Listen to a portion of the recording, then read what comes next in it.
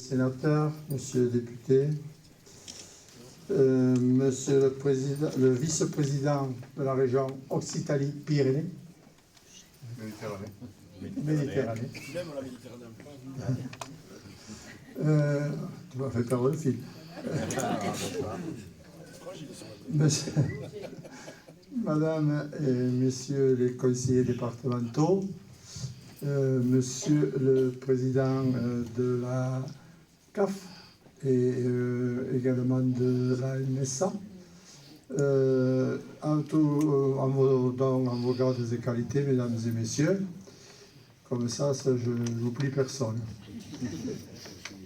Nous venons d'inaugurer le pôle petite enfance de l'ESAT, une structure de 20 berceaux portée par la communauté de communes arizelaises qui possède la compétence petite enfance, enfance et jeunesse. Après la maison de santé du Mas d'Asile et celle du Fossat, le besoin d'une crèche sur la vallée de la Lèze se faisait sentir, surtout que depuis quelque temps, une baisse drastique du nombre de nounous sur les ZAT était devenue une réalité.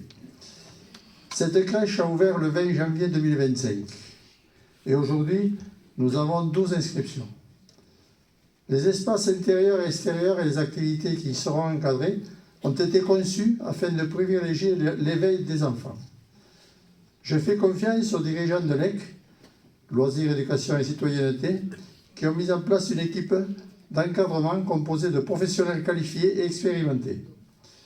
Nous avons également intégré dans cette construction un relais petite enfance pour mieux accompagner les assistantes maternelles du territoire.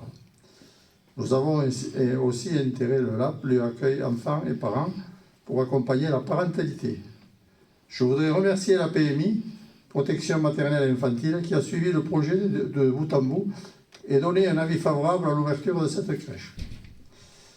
Le coût de cette construction est de 1 251 000 €, auquel s'ajoutent 5 800 € du bureau de contrôle, 2 046 € SPS et 80 000 € de mobilier, soit un coût total de 1 462 500 € avec évidemment quelques subventions, la CAF pour 500 000 €, la MSA 50 000 €, le CD09 142 000 €, le Conseil régional 75 000 €, le FEDER 200 000 € et la DETR 150 000 €, soit un total de 1 111 600 €. Reste à la charge de la communauté des communes 481 000 €. Je voudrais remercier chaleureusement tous les financeurs.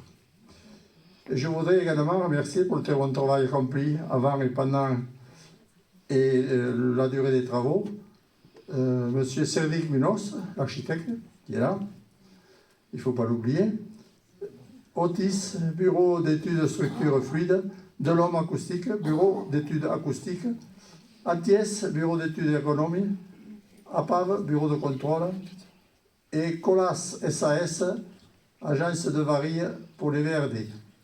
Eiffage, construction Midi-Pyrénées, l'agence de Pamiers pour le gros œuvre, la SA du Barry, le Cugne dans le 31 pour la charpente couverture, la SARL Les Chênes et Fils de Savarat pour les menuiseries extérieures et intérieures, la SAS Vidal de Rieux de Pelleport pour le doublage et placo, la SPI Building Solutions de Pamiers pour l'électricité, SBM pour la plomberie, URL Pereira Armand de Saverdin pour le carrelage, URL Doux et Cyril Le Fossat pour la peinture, et la SAS Marin Toulouse pour les cuisines.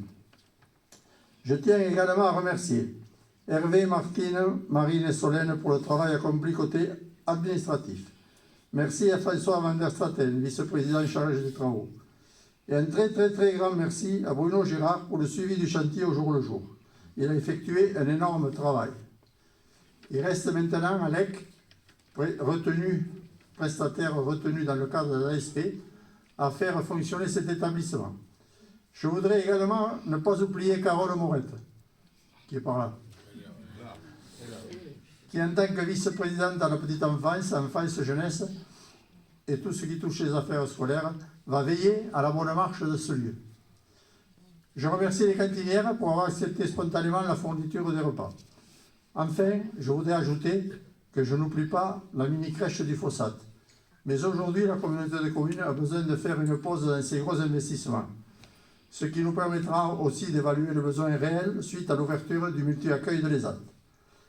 Meilleurs vœux à tous pour 2025 et merci de m'avoir écouté.